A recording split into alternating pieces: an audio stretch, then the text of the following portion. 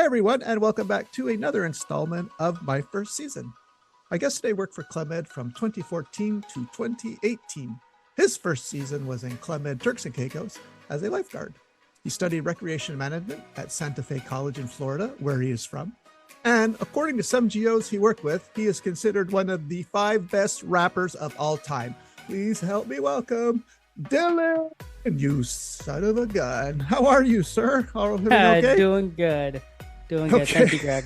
You know, ever since I saw Predator, I've been dying to say that line to someone named Dylan. So, of course, that's the famous Arnold Schwarzenegger line to, may he rest forever in peace, Carl Weathers. Dylan, you son of a gun. He didn't say gun. He said the B word, but they then proceed to have a standing arm wrestle, which I've never seen before. But apparently, when you were at Club Med, you were called something else, right? Yes, I was in Turks and Caicos. They called me Dylon for a Dave Chappelle skit. Yes, where was it? It was actually a P. Diddy sketch, and he said the 5 best rappers of all time. He went Dylan, right? Yep. Because so I was all 5 of the best rappers. Okay, because he spits fire. All right. Exact hot fire. Okay, hot fire. That's right. And no one ever quoted the Predator line. I mean, it's sitting right if there. they did, I didn't catch it, and they didn't explain it. Okay. Have you seen Predator? I have, but it's been years. Oh, okay. Oh no, beliefs you've seen it. This interview can continue. No Perfect. Problem. Okay. All right. So welcome and thanks for agreeing to share your story with us here today. Absolutely. And you are you're what I call a seasoner, because you were, I believe you follow on the socials, and that's how I reached out to you.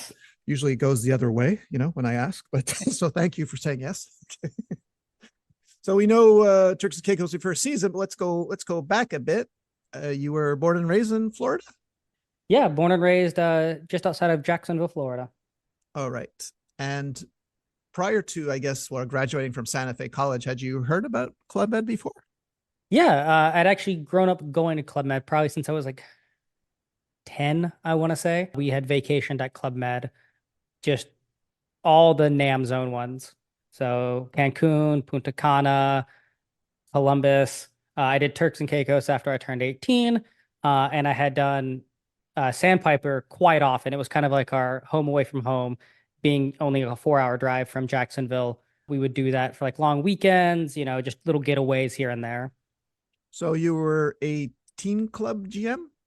I never really did much teen club. I was at that time in my life too cool to be a part of teen club, but I was always around, jumped in the activities when they would do trapeze.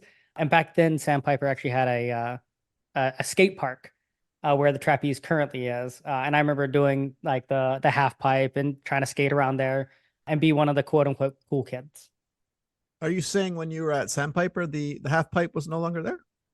When I was there as a GO, no, it was not. Oh, really? Yeah. Okay. So I remember like pre-renovation Sandpipers, like my memories of it as a kid. They had a big circus top where the circus was, which is where the current AstroTurf soccer field is, and where the trapeze now is. It used to be a skate park. Okay. Now, when you were going as a GM, and it's okay if you don't remember, but do you recall any of the chief of villages? Did any of them stand out to you when you were GM? No, I really don't. Okay. Now, if you're not in the teen club, because we've all seen those too cool for teen club. So what were you doing all day? Were you just going around the activities? Yeah, I mean, I'd pop in the activities I wanted to do, because teen club would have their times, that age group. So I would pop in if there was an activity I wanted to do. But a lot of the times when we were going, it was always like family vacations. So there was always like cousins and aunts and uncles that we were there with that I would hang out with. So I never ventured out. I didn't have to venture out to get kids my age. I have 3 cousins my age and some that are even older that we would all hang out and do those activities together.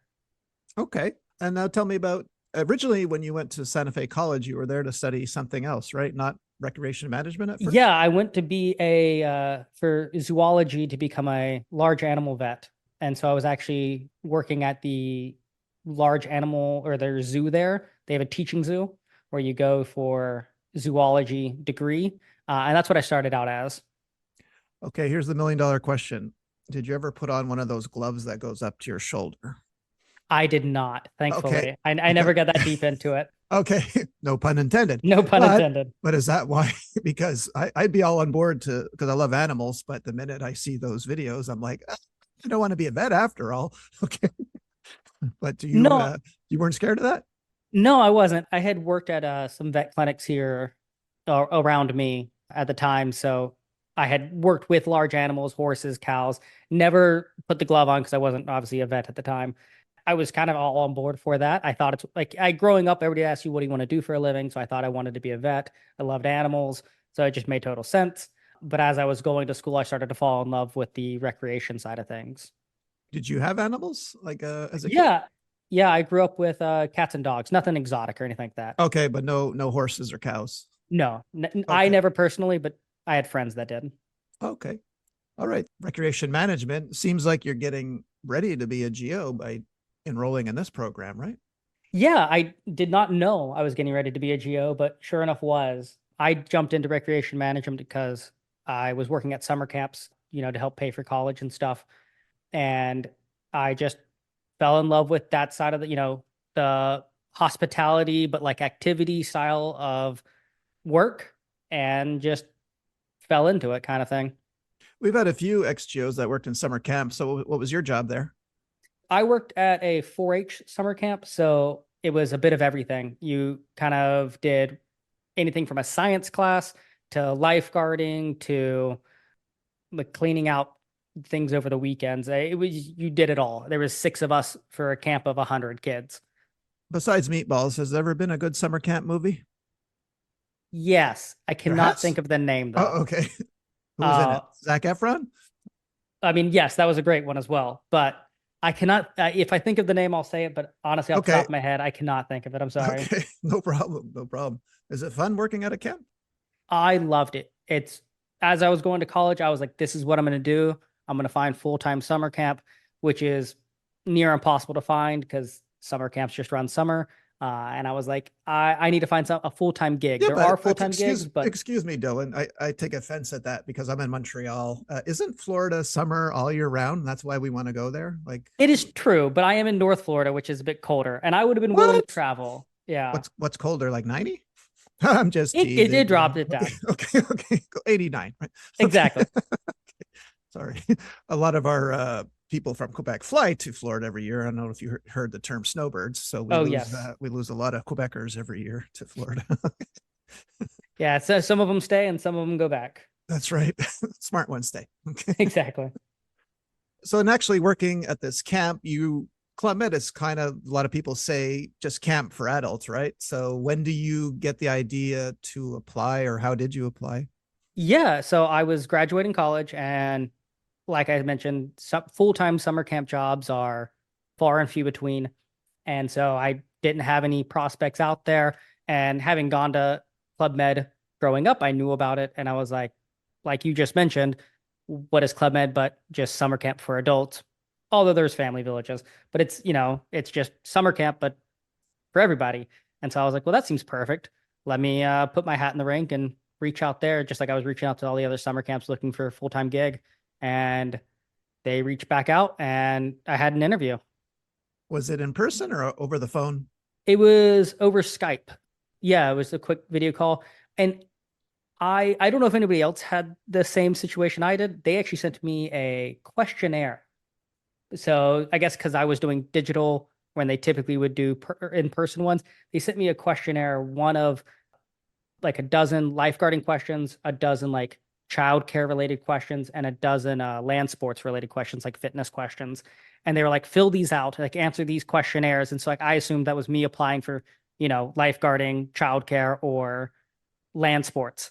And so I was doing my dangest to fill out the land sports absolutely perfectly because I imagined that's what I wanted to do. And so that was my interviewing process with this like 12-point questionnaire. How old were you when you became a lifeguard? The first time was 16. First time? Yeah, well, I got certified as a lifeguard at 16, and then I get recertified every 2 years after that. Oh, okay. Were you on a swim team in high school or anything? No swim team, just No. working at summer camps growing up. Part of that was being a lifeguard, so they paid for me to become a lifeguard. Okay. And since you had already been to Turks when you turned 18, you knew it was right now an adult village, right? I did. Okay. So, and because you were a GM, there probably wasn't any culture shock for you or Club Med culture shock. You'd been enough times to know what geos do, right? So you Yeah, no real culture shock on like what they do or the work ethic. I mean, it's very similar to summer camps where you're basically on 24/7. The culture shock for me was the true like you're on your own. Like I had always like even summer camps that I'd gone to and worked at were, 2, 3, 4 hours from home. So for me, it was the isolation, like away from friends and the my friends and family at the time. That was the culture shock for me was like I'm way away, at least when I was at Turks. you must have been happy because most American geos get sent to Sandpiper immediately their first season. So you must have been happy, and you've been to Turks, you know how beautiful it is there. So you must have been happy that that was your first season, right? Yeah, absolutely gorgeous. I didn't know I was lucky, having never really like met friends of geos and stuff like that. Because when I was going there, I never met with geos outside of the typical interactions. I never talked about becoming one, so I didn't know the ins and outs of it. I didn't know that, oh, everybody Americans start at Sandpiper and then they move on. I was just, oh, I was assigned Turks, so that's where I was going. How much time did you have, like from your Skype call till you were in the village? Was it 2 weeks or more? It was about 2 weeks. Yeah. It was after my Skype call, it was about a week until I received a job offer. I received the job offer, signed it absolutely instantly. Just like, yep, absolutely, let's go. I knew I was going to Turks, but I really didn't know what I was doing. They were just like, hey, you're going to go to Turks in 1 week. And I was like, deal. I'll start packing now. Okay. And you get there and they tell you you're going to be a lifeguard? It was about a day before I left. I got told I was going to be a lifeguard. And so like I frantically packed a lot of red swim trunks because there was no real like dress code for lifeguarding. Whereas every other job I had, I was a lifeguard. Didn't know anything else about it. Just put on a bunch of red bathing suits, packed the dress code, and took off. Okay. Sorry. Red. Yes, because so lifeguards have to wear red. This is the thing, They right? did not. They did not tell me I needed to wear red. Okay. They just wanted you wearing something, right? I mean, they were happy Exactly. if you I'm wore assuming something. Okay. anything better than a speedo, and I'm sure they'd have been okay. I think Turks has changed from my day. Like your first season was in 2014 Turks, mine was 1994 Turks. So there that pool is a little rowdy if I recall. But how many lifeguards work that pool? Is it just the one? It was just me, and that was probably Okay. the hardest part. Why? Just because like my job was to watch this 6 foot deep pool at an adult only village on the number one beach in the world. Nobody was in it ever. And so you're just sitting there Oh, staring really? at, yeah, there was never anybody there except for Aqua What? Gym. Yes. That was What the, about what about the water polo, which I always hated? But did they do water polo? yeah, yeah. So when there's an activity in the pool, Yeah. yes, there's people there. Aqua Gym into water polo, crazy signs around the pool, place is packed. But that's 2 hours Oh, out of a okay. 6 hour day. Okay. So We had I don't know if you know Sophie Vaillancourt. We had her on in her first season was Turks as a lifeguard, but and Sophie, for those who don't know, is very tall, beautiful, statuesque, and her pool was packed because guys were pretending to drown all the time, so she would rescue her. So you're saying you didn't have that situation at all, is what you're saying? I think I Okay. jumped in the pool one time for work, and I think it was just to get a glass out. Okay. And the ice. Okay. Yeah, exactly. Okay, all right. So it has changed a little, Turks, because that pool, yeah, was nonstop. Because when I was there, a lot of the New Yorkers didn't want to go to the beach; they just wanted to sit around the pool. So I thought, well, but you have this beautiful beach. They're like, no, no, we're good, we're good. Yeah, I couldn't convince anybody to get in that pool unless Oh there was an wow! event going on. And when you were there in 2014, what time of the year did you arrive, or what month? I got there in May. May. Okay, so summer starting. All right, Yeah, and start of you, the summer season. Mike Clark is your chief of village. Yes, Is he from love Mike Clark. Australia? He is. Yeah. Okay. Yeah. So what's it like? Tell me about your first weeks. What happened? Anything? Yeah, so I actually didn't even become a lifeguard my first week when I arrived. I show up and you're greeted by your manager of your service. I'm thinking it's going to be some head lifeguard of some sort. And up comes Cedel. He's the chief of sailing. And he's like, hey, I'm just going to show you around. Cool, no problem. We're going to walk around. He's going to show me the village. So he's showing me around. And as he's pointing things out, Sharky's the main pool, where my room is, he's like, so we're going to have you out on the beach for the first little bit, if that's okay with you. And I was like, yeah, sure. I don't mind working the beach. What do you need me to do? And he's like, oh, you're going to be on the sailing team. We're going to be short staffed. So we're going to have you work the beach. And he looks at me and he goes, do you know how to sail? And I look at him honest to the face. I was like, no, I've never sailed a day in my life. And he goes, no Okay, problem. We'll teach you. yeah, excuse me, Dylan. Yeah, because you're from Florida and all that time at camp, never once did it happen that you were able. No. Oh, okay. Is that odd? Is that odd or not Kayaking. odd? Okay. Uh, I guess it depends on who you ask. I'm Okay. about as far away from a beach as you can be in Florida. Okay. It's not that far. I'm still only an hour and a half away, but I think that is about as far away from a beach as you can get in Florida. So I never grew up sailing or anything like that. But kayaking, paddleboarding, I had down packed. I was like, those I can do. Okay. And how long did it take you to learn how to sail? It took me about 3 days, like to feel comfortable teaching a lesson. As most people, I'm sure, in Club Med have done, you kind of get, trial by fire. And so I learned to sail very quickly, sitting in on all the lessons, going out on the boat when it was slow. And those Hobies is what we have out there are pretty easy to sail. So once you learn the basics, the one sail, you get a hold of pretty quickly. In my day, we had GMs that claimed they sailed around the world, and when the water was rough, they want to take a boat out, and so we had to develop like these three questions to deter because a lot of them weren't telling the truth, right? Or they were stretching the truth about their sailing ability. Does your sailing team employ any of that? Like, did you take it at face value if the GM said, you know what, Dylan, I'm a pro, I don't need a lesson? Just did it ever happen that someone who told you they knew how to sail like capsized immediately under the dock, like as soon as you gave them the boat? Not off the top of my head, but I'm sure No. if Okay. any of those people came to me and were like trying to like talk all this big game, I wouldn't have known the right questions to ask. So I would Okay. have sent them over to like someone that had more avid experience, like our chief of sailing and stuff like that. Usually, yeah, the GMs failed my first question when I said, "What's the difference between attack and a jibe?" They say there is no difference. I'm like, okay, here's a lesson in Yeah, five here you minutes. go. Okay, all right. So, roughly, how long were you with the beach team? Yeah, so I was there for about 2 months until the replacement came in, the gentleman that they had been waiting for that actually knew how to sail and windsurf, which is a big thing there. He came in, took over my spot on the beach, so I was sequestered to the pool. And sure enough, that became very boring very quickly. I lifeguarded for a very long time prior to that. And when you move over after working this gorgeous beach, things are moving all the time. Like I loved that sailing team. And I moved to be the only lifeguard. So I'm like a team of one sitting there for 6 hours a day, just staring at this empty pool. It was rough, which is why I went to my now boss, the land sports supervisor, and asked, for more work. I was like, I need something else to do. Our stories are very similar. They run parallel because I was scuba gestion my first season. So when all the dive boats were out, I had to, 2 or 3 times a day, I had to stay at the scuba shack inside and wait for the radio if there was an emergency, which there never was. But we're I'm noticing these strong similarities between our first seasons because yes, I Yeah. was I was bored silly every day, and I wanted to do land sports Yeah. like desperately. Now, but while you were at sailing, I think in your first week, you were tasked with taking an armada to Guana Island. Can you tell me what happened there?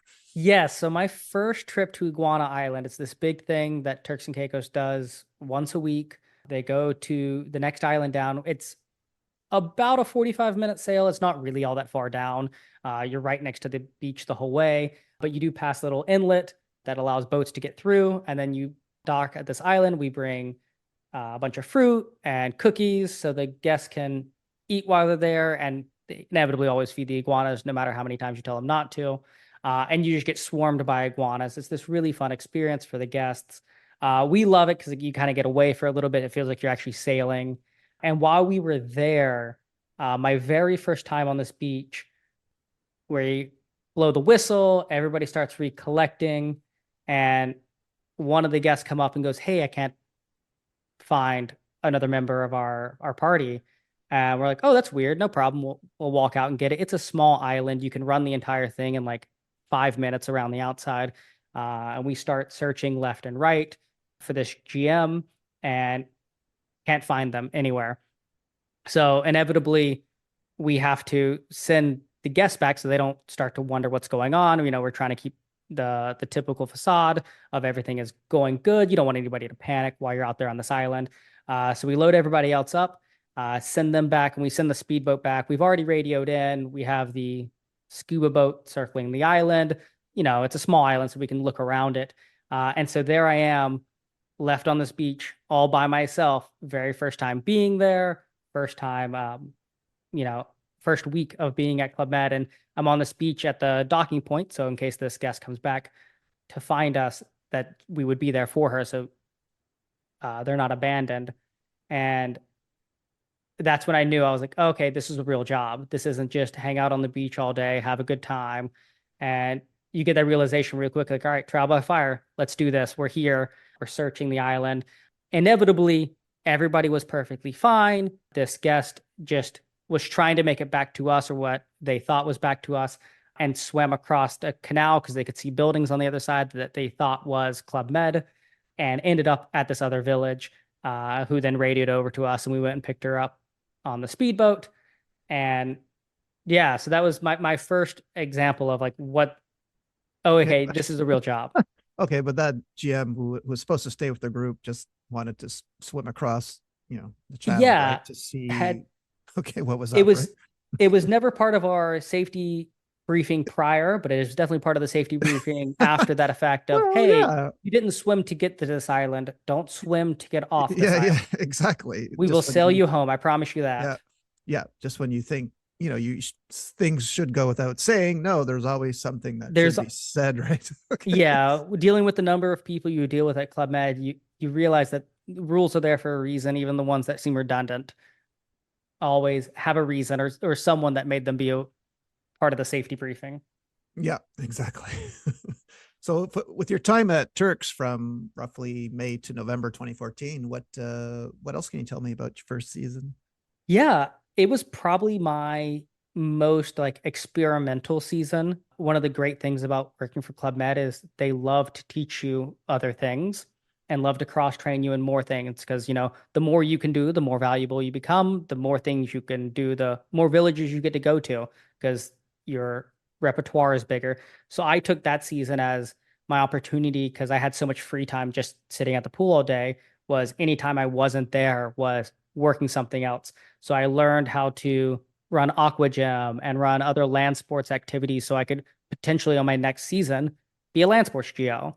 My roommate was a bartender, and he ran Sharkies all by himself during happy hour.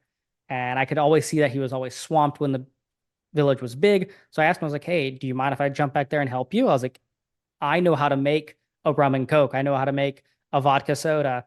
Do you mind if I jump in, take some of the light, easy work off? And he was like, absolutely. So I would jump back there for every happy hour at Sharky's and help make drinks with him. And so I learned how to bartend, which actually ended up helping me a lot in Sandpiper as well when we would have buyouts. So I got to do a little bit of everything. There were some days where I would open the beach, lifeguard, run aqua gym, and then serve the bar later on that day. So I'd be running 4 different services all in the same day. Well, wait a sec here, Dylan. I'm going to back you up. You dropped an interesting little nugget about water gym or water aerobics. So, did you train how to do water aerobics? No, so aqua gym, and again, this is my personal take on it, is one of those things you don't necessarily need to have a fitness background to do. It's all about the No. energy you bring into it. It's Yes, all about yes. having a good time, the outfit you bring to it. As long as you have some sort of like routine that you do every time, people love it. You put on the right music, you put on the right costume, and you do the right movements in the water, and everybody's going to have a good time. It's Yeah, more of I always looked at it as more of an activity than a fitness class. yeah. There's two types of water aerobics instructors. I was the kind that I didn't like it, so I was going to make you pay if you came. And there's my friend like you, Tarzan, who turned it into a half-hour massage class every day. No one did a jumping jack or anything. It was just massage in a circle. That's all it was. But yeah, there's two kinds. And I don't know if you started it, but that was always my ending. I would do a circle, and we would try to make a whirlpool in the shallow end of the pool and do massages as we went one way, and then stop and turn the other Oh, way and try to oh fight the no, current. no. Tarzan was he was a great geo. A little lazy in the water because he'd have everyone once they were in a circle, hands on the shoulders. He'd have everyone sit. So you would sit on the knees of the person behind you, right? Ah, No whirlpool, no nothing. But man, his class was popular, boy, because he, like you said, he just made it like the event of the day. Like yeah. That was whereas always I my goal. And I love even to this day, if Aqua Gems was probably my favorite like class to teach when I was like on the land sports team. all right, cool. But now but please stop me at any time. I don't know when you're ready to move on to Columbus or not. So if you have any other anecdotes about Turks, please stop me and tell me them, because I'm not sure when you want to move on. So No, I I don't mean, want to. if you have any other questions or anything like that, I can answer them, but Well, we I'd like can to move on know whenever. a little bit. Well, while you're at Turks, does someone say, "Hey, Dylan, we need you for a little bit at Columbus to help reopen the village, which I think was closed because a hurricane went through there, or as Uh, they often do." so I don't know if it was at the, I don't know when it started or if it still goes on, but when I was at the time, they would close Columbus for hurricane season just That makes me every. so angry, Dylan. I'm sorry to interject again. I did 6 hurricanes at Columbus in 2.5 years, so I'm so jealous that they closed. Oh my god. Okay. Yeah, so maybe you're the reason they started. I don't know. Oh yeah, they must have got But my emails. Okay. exactly. Okay. I don't I don't know if they are still doing it. I assume they are, but I'm not up to date with that now. But yeah, at the time they would close during every hurricane season and they Okay. would Got it. reopen. And at this time I had received a job offer to work full time at summer camp, which is what I wanted to do for a living. So I was like, oh, I have to take that. Those But you job were offers don't there. come around. But you were there roughly a month though at Columbus, I think, with Olivier Sanchez, Flower, shout out Flower, to help them reopen the sailing area, right? Yeah, so I got this job offer, so I knew I wasn't going to be doing another season, and they offered me to go to Columbus to help them reopen the beach because I knew how to run a beach at this point. And I was like, absolutely, like you want me to jump out there for a month? So I flew out to Columbus, helped them reopen the sailing area, did some land sports as well, get the lifeguard stand set up, make sure they had everything they needed. And then I did 1 week of guests, and then I took off. Okay. But you had been to Columbus as a GM, right? Yeah, it looks the exact same. They had a new pool deck, and that was about it. But I had been Well, there as a guest before, yeah. were you impressed though by the Geo rooms compared to Turks though? Must have been, right?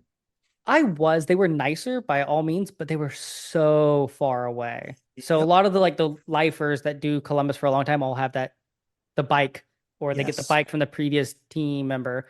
Being there only a month and being there at the start, I did not have a bike. So I was very jealous of all of those that did. And so that walk, I disliked my GM or my Geo room in Turks and Caicos because it was small, it was old. But boy, would I not trade that walk. I would take the bad room for the being close to the main village any day of the week. Yeah. Yeah, a bike in Columbus is like having a BMW, right? It's just that as Yeah, and simple. everybody would Okay. trade them like, oh, I'm leaving, I'll trade it, but I'm coming back in a season. It was a whole like underground market for bikes out there. Yeah, I'm coming back. Don't pimp it out. Okay. Exactly. I want the handlebars where they were when I left. Okay. All right. So then you do go to camp. Are we allowed to say the name or no? Yeah, I went to work at a summer camp in Michigan called Camp Nuevo. Oh, it's in Got a job off. Michigan. Yes, Okay. so Okay. I did get to live in the cold right after that. Oh, So I'm going from Columbus in what is basically November, December, I want to say. And so it's beautiful, gorgeous temperature in Columbus, tropical island. And I end up in Michigan about 2 weeks later. And the first time I'm there, it's like -30, -40 wind chill. You want to talk about a shock to the system? yeah. I know that. I know that temperature. Okay. What month have you arrived in camp then? Like your first month there was what month? May? January was my first January. month in Oh, summer wait, camp. wait. Did you say you arrived in January at Camp Nuevo? Correct. Wait, there's camp in January in Michigan? So that was why I took the offer, was it was full time. It was year round, Oh, it was an actual, job. It wasn't just okay. here's a fun job you can do for 6 months. It was here's your official career move. And so I thought at the time, I was like, that was the right move to make. I need to take this job offer that was given to me. And I'm going to go up to the summer camp in Michigan because those year round, like actual full-time job positions don't exist very often. Okay, but when you arrive, are you taking 6 months to get ready for the campers, or are there campers there in January? So you're taking time to get ready. So it Okay. serviced the whole area. We would do events during the off season run. It was a nonprofit as well, so we would do a lot of things for the local community. Okay. And then around roughly 2 years, you leave? Yeah, so I did that after. I like to joke and say it was after 2 winters up there. This Florida boy could not handle it anymore, and I was looking for something different. But in all honesty, as I'm sure most ex-geos will tell you, after leaving Club Med, you get that itch to go back. You hear a crazy sign on the radio or someone talks about something, and I couldn't hold it back anymore. I was still young, and I was like, I need to go back. I need to keep doing that. I left too early. Like I didn't get to do my full be a geo lifestyle. These people that are doing it for 2, 3 years. I'd only done a season and a little bit. So I was like, I need to go back. I want to do more.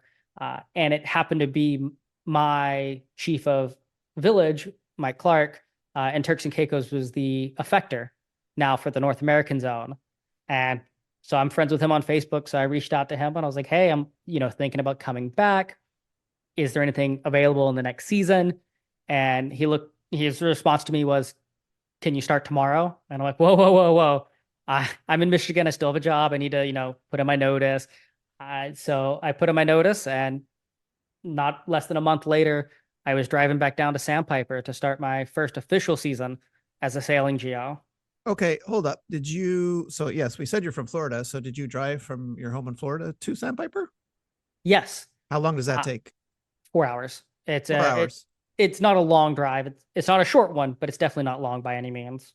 Well, good thing you got that itch, because so you're part of a geo couple, and I love these stories. So unbeknownst to you, you were going to meet your future wife here, correct? Yes, she started the week after me. All right. I always love fate questions like this, because had you stayed at Camp Nuevo, or for whatever reason, you probably wouldn't have met her, correct? I mean, Yeah, so she is from Vancouver as well, so she's a Canadian native. So had I not gone and she had not gone at the same time, started the same season, there's no way we would have ever crossed paths. that's right. So you fell. This has happened to many guys. You fell for a beautiful Canadian, right? There's Yes, no I did. as they do, right? So you probably didn't stand a chance, did you, when you saw I her? did not. No, So take me through that. Like, what do you remember, where, I don't know, where you were standing, where you were, like, when you saw her, or do you recall anything? not a clue. Okay. Um, we was, geos, you all just meet.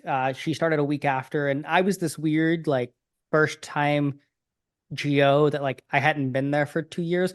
So like I was, as far as everybody was concerned, was a new geo coming in, like a first timer. Is what they hear. Oh, we have this geo coming in. He's coming from Michigan. So they're assuming I'm a fresh geo, but I come in and I already have a season's worth of experience. And as you alluded to earlier, most people start at Sandpiper. And so I had the like reverse effect where I started at the top of the hill and I worked my way down to where like most people begin. So all of a sudden I show up and I'm actually a seasoned GO on the team where they were expecting a first timer. So I was able to jump right in and help teach other people who were also starting the same week as me, crazy signs and things like that. Well, speaking of these people that started the same week as you, there was, from your hometown, a bigger county. Is it true that you knew two people? Is it Spencer and Chelsea? Why does Chelsea have sparkles next to her name? So What's that going was on there? she. Yeah, so Chelsea, she worked in mini club, and so she went by Sparkles, as most mini club geos end up getting some sort of nickname. Why Uh, sparkles? I Sorry, don't Chelsea. know. I have to know. Yeah, she just always had a smile on. She was, Okay. the Okay. life of the party, that kind of person that like, could be having a bad day and you would never know it. That just always So smiling, having a good day. were you surprised, shocked when you saw people you knew, or not surprised? So I was surprised to see them there. I knew Chelsea having, because she had reached out to me because she knew I'd worked for Club Ed and that she wanted to apply and go. And I was like, absolutely, you should do it. She worked at summer camps with me. So I was like, you're the right fit for it. You're going to love it. Spencer, I grew up with as well.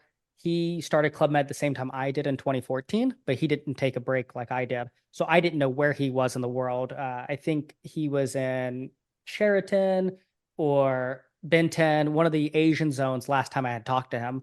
And I arrived to Sandpiper and it eludes me if he was there when I arrived or just shortly after, but I remember just like coming around a corner and there he was. And I was like, oh crap, how did we end up at the same village and not even tell each other that we were going to be here?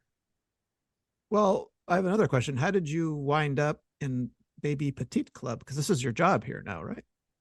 No, I was lance or sailing in Sandpiper. My Oh, you wife were. was in Baby Petite. Oh, that's right. Sorry. Yes. Okay. So, yeah. So Karim Fajer is your chief, and okay, you're at sailing, which, again, if you've been to Sandpiper, not quite an ocean. Is it a river? River? Is that how you Yeah, describe? so it's an inlet, a river, which Okay. was a huge shift from Turks and Caicos. It was like Yeah. here I was, I got trained on, this beautiful beach, high winds all the time, and then I'm on this inlet river, brackish water, kind of a beach, kind of not a beach moment.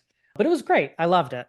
Okay. So your future wife. Let's get back to her. His name is Dakota, one of the Mhm. most beautiful names of all time. Of Okay. course. Do you start to like? How does it? Does she fall for your American charms? Do you fall for her Canadian charm? How does it? How does it Absolutely, work? she falls for the American charms, if you ask me. Okay. Uh, Don't worry, it we're gonna depends. ask her. She'll be on later, guys. Don't Ex worry. We'll get her side. Okay. Yeah, yeah. So if you ask my side of the story, she chased after me. I do Oh, believe really? most other geos around at the time would say otherwise, but hey, Okay.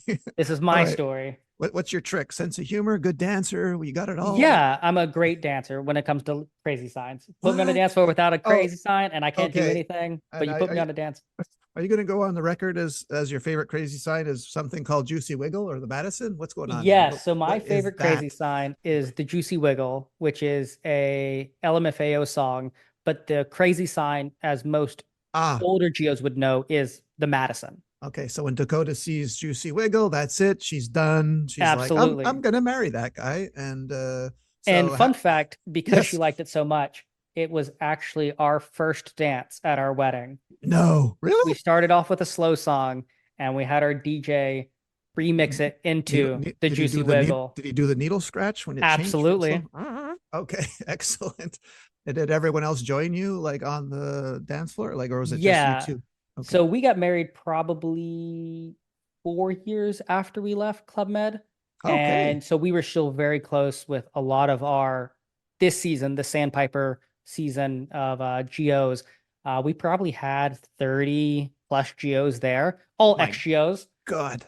and it was the most amazing time. You must have The did dance a floor, marathon crazy sign sesh, it was right? about an hour of 2 hours of music that were played for the reception. About an hour and a half of it was crazy signs.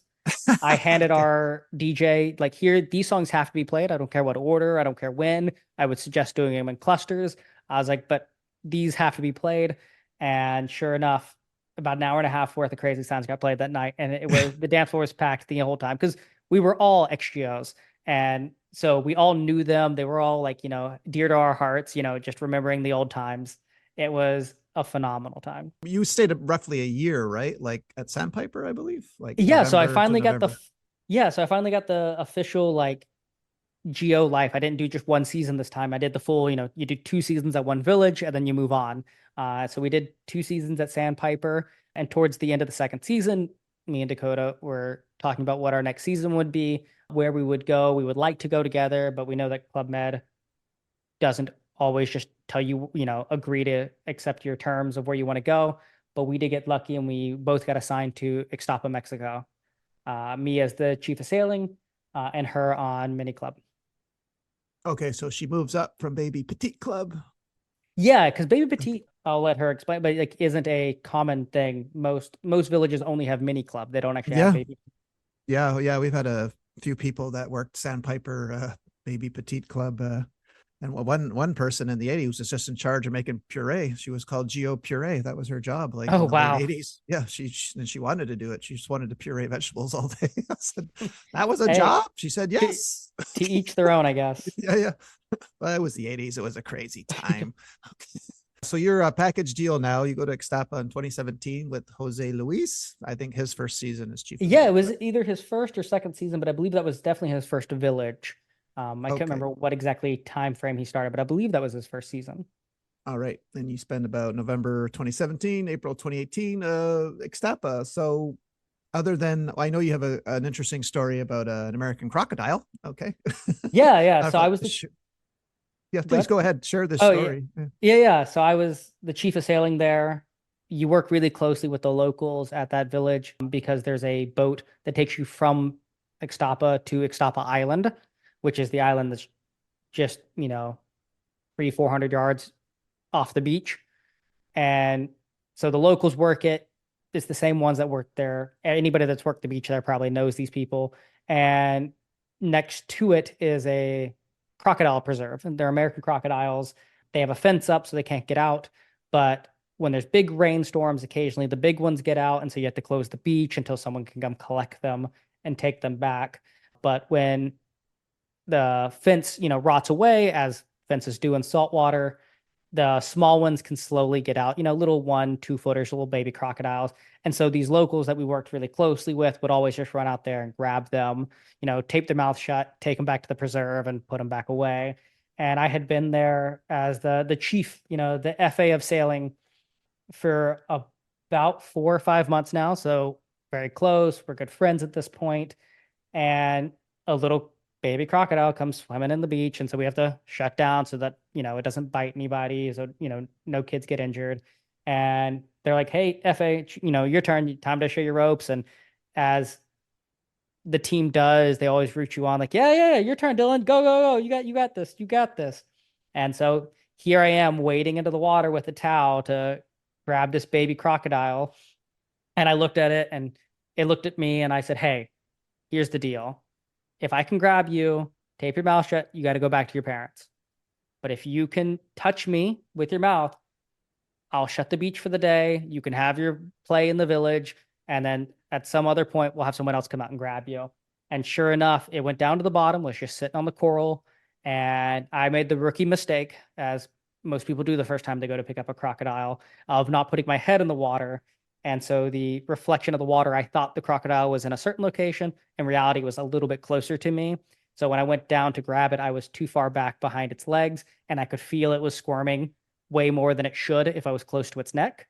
And so right then I let go. And as I let go, it come back and grabbed my finger just a little bit with its teeth.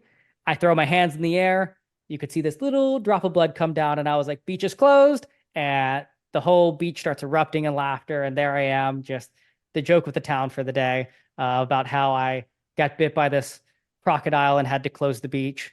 Needless to say, from then on out, my team had a croc, the shoe, that they would occasionally leave out to me as a joke about, hey, watch out, there's a croc there. Don't get too close.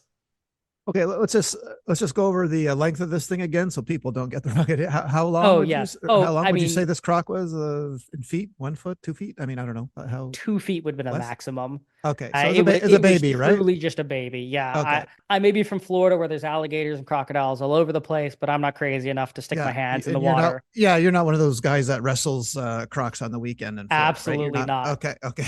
I've seen iguanas that were probably larger than this, Yeah, yeah. running around the village. Columbus has a few like that. Yes. Yeah. So I'm not crazy enough to do anything big, but it was rooting me on, and I was like, all right, I got to do this. And sure enough, I did not need to do that. So now when I tell the story to my friends back home, it's always the croc gets a little bit bigger. It's a 3 footer, 4 footer. I was wrestling this big croc, and it, grabbed my finger, but that's just the fishtail behind. And as the story gets bigger, does the knife you have like Crocodile Dundee get bigger and bigger too? Yes, exactly. All right. Now, is this show Music Factory, Movie Factory? Are these done at every single resort or only certain ones? Because I know you said that was your favorite show, right? But is that just unique to one village, say Music Factory? No, so at least to my knowledge, it is not. Every village I've been to has some form of music factory. It's a hodgepodge of just songs and like some improv and some choreographed routines. It's a load of fun. The guests always love it because again, it's more comedy than entertain. Like the entertainment aspect behind it is comedy because it's all improv, and I loved that. The It was a huge bonding moment for like the geos backstage to get ready for it because there are all these quick changes, you're in and out. And then Movie Factory is a I didn't see it at every village, but I saw it in Turks and Caicos. It was at Sandpiper, but it was not at Ixtapa.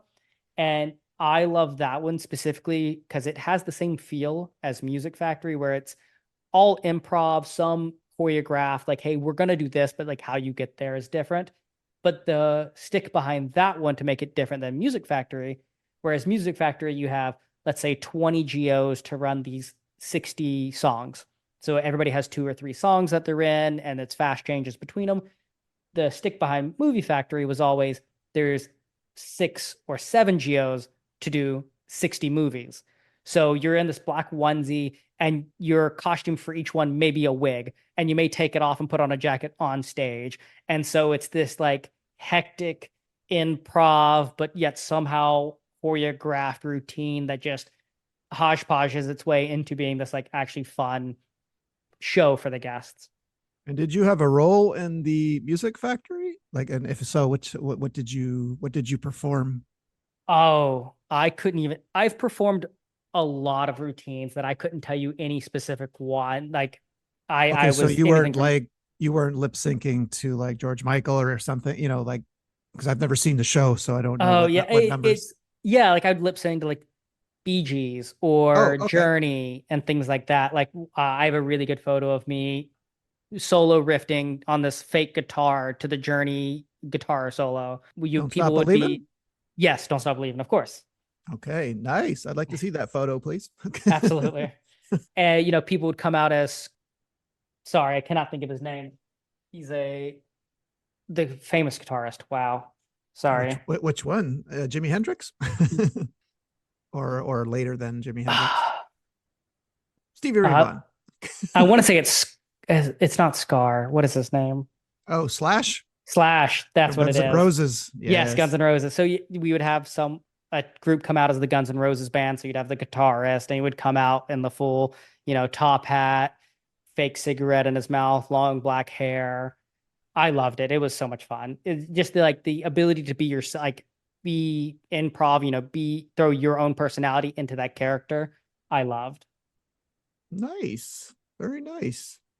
And it looks like for your last season, you go back to Sandpiper. You're with a chief who actually was the first episode of 2024. Shout out Sophia Luca. You go as land sports this time. So does Dakota go with you? Yeah, so she actually left about a month before me. They were short staffed at Sandpiper for mini club.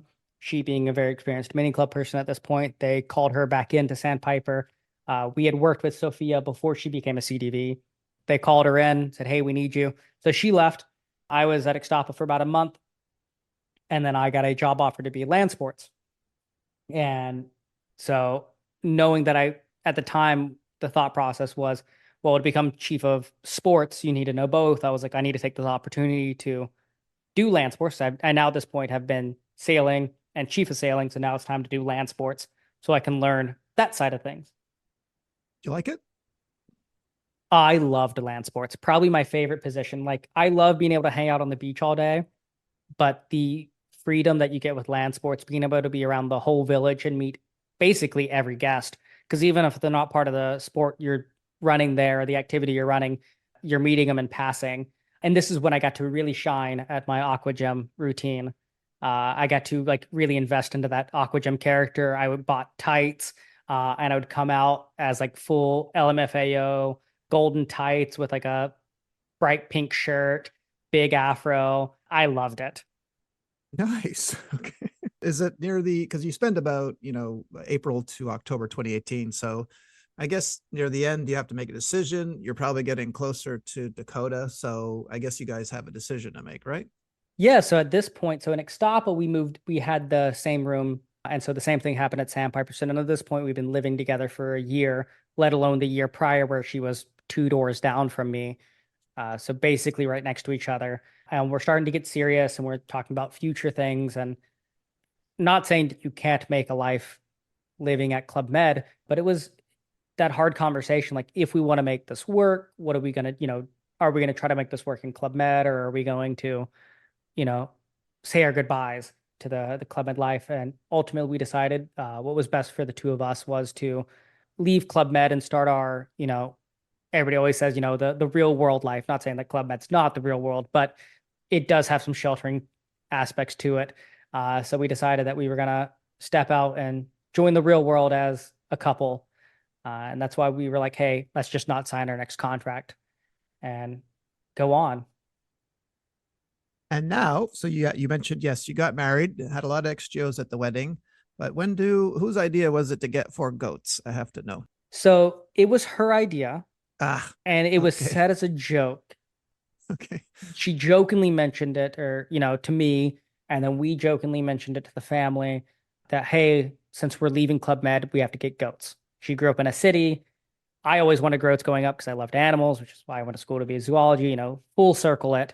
And jokingly said it, never had goats on our property.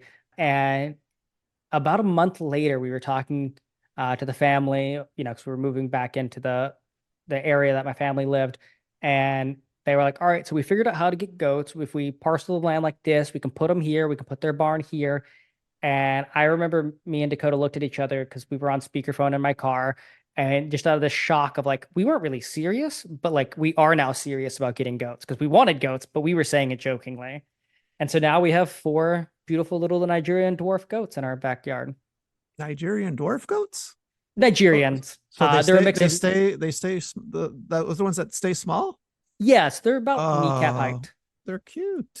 Yeah, yeah. No, adorable little goats. They're 100% pets. We love them. Okay, can you run down their names for me, please? Yeah, absolutely. So it's we have Thomas, who Dakota named after her favorite sports player, which is Tom Brady. The Uh goat, right? the The goat, goat. yes. Okay. So the goat is now a goat. And then to keep the theme with the boys, the other boy name is Louis, which is named after her favorite hockey player, Roberto Luongo, who played for the Vancouver Canucks. Yes. Um, and then we have just two names that came off of like memes and joking around, which is for our girls, which is Stacy and Lindsay. Yes. Sorry. Okay. Yeah. Not the names I was expecting, but No, but no, no, but no they Club Med names, yeah, yeah, unfortunately. yeah, yeah. Okay. Well, speaking of Club Med, let's do some you got time to do some shout outs because I really like to know who you enjoyed working with your time Yeah, in Club Med. So do you have any names? absolutely. And to be honest, the list could go on. I could spend an hour just talking about people that made an impact of like, but not only mine, but Dakota's career. When I was in Turks, my chief of sailing, Cedel, and he is another successful Club Med couple because he ended up marrying Carly, who was our fitness instructor when I was in Turks and Caicos. That they are amazing. Ben Corlett, he was my roommate in Turks, and From uh, Australia, right? yeah, yeah, he taught me how to bartend. So I owe a lot of my bartending skills to him. And then, of course, Mike Clark and all the other CDVs that I ever got to work with, just absolutely amazing. Helped me get to where I was.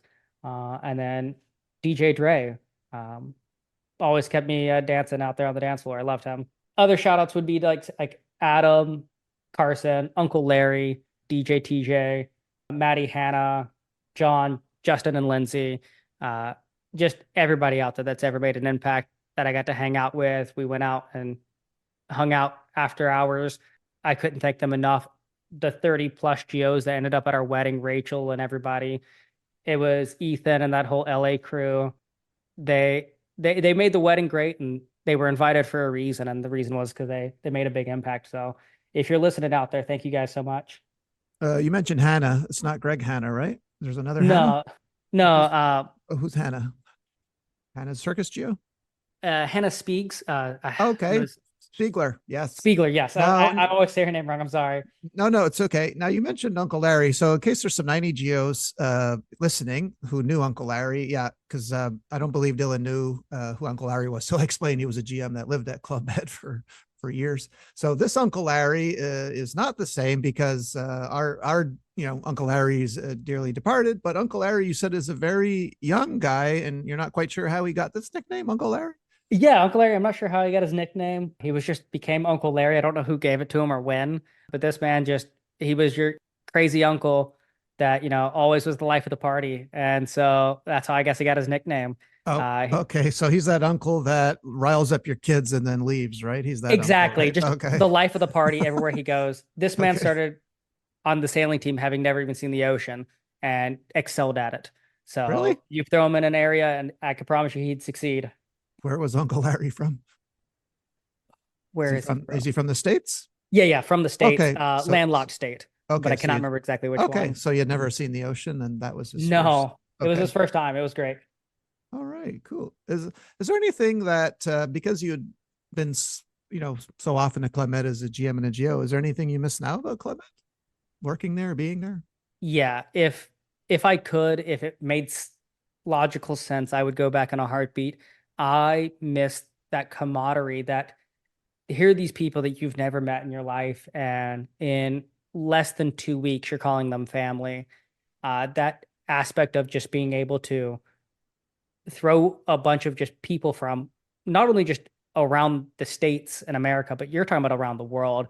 You get to meet people and just that that sense of camaraderie, that sense of belonging. Everybody knows what's going on. Like people always joke about the crazy signs, but the reason they're there is to you know bring that sense that like, hey, we're all doing the same thing at the same time, and it's true. It's such a big part of Club Med, that like sense of family that you get by being there. I would take that back in a heartbeat any day of the week. Yeah, me too. Same for sure. But being in Sandpiper, no, I mean, living in Florida, having been to Sandpiper, and I know you mentioned it's cold where you are, but but when you're from Montreal and and where your wife is from, Vancouver, cold has a bit of a different meaning. But so I guess you don't have to wear a parka, is what I'm saying, in the winter in Florida, right? Like, No, you do okay, have to get thick so jackets up here occasionally, but no parkas or anything like that. okay, okay, sir, we're coming to the end or near the end of this interview. And I just wanted to ask you one more thing. Looking at your village timeline, from 2014, 2018, I was curious if there was one village in particular that stands out for you. Yeah, I don't know if it's Turks has obviously, like most people would tell you, is their favorite. It's this beautiful, gorgeous place. It was my first village. The team was amazing. But against most people's better judgment, I do have this like soft spot in my heart for Sandpiper. I spent a year and a half there, but also because I met my wife there. So I don't know if it was the team or anything, but yeah, Sandpiper has this special place in my heart. And it unfortunately is closed now, but so we don't get to go back as much as we used to, but we did love it while we could. Okay. Yeah. And for the listeners, we will be having Dylan's wife, Dakota, on in about 2 weeks' time. So make sure you listen for that. And we're going to check the stories and see who fell for who or fell for whom. I'm in English literature and I still don't know how to use that word. Okay. All right. Well, this has been awesome for you, for you to share your story with us here today, Dylan. Thanks so much for that. Absolutely. Thank you for having me. And I'm going to give you the chance to spit hot fire if you want. If you want to lay down some track, totally up to you. You don't have to. Absolutely not. I can promise Okay. you, you and your listeners do not Okay. want that. Okay. Still one of the best, though. I am the best, but Okay. because I'm the best, nothing's for Yeah. free. Yeah. You don't have to prove anything, right? You are the best Exactly. rapper of all time, right? Okay. Well, thanks again so much. Would you like to say goodbye to our listeners for us and take us out? Absolutely. Thank you guys so much for listening and going on a ride in memory lane of myself for the last hour. Thank you guys so much. And thank you, Dylan, so much. And we'll see you all next week, everyone. Bye. Say bye, Dylan. Bye.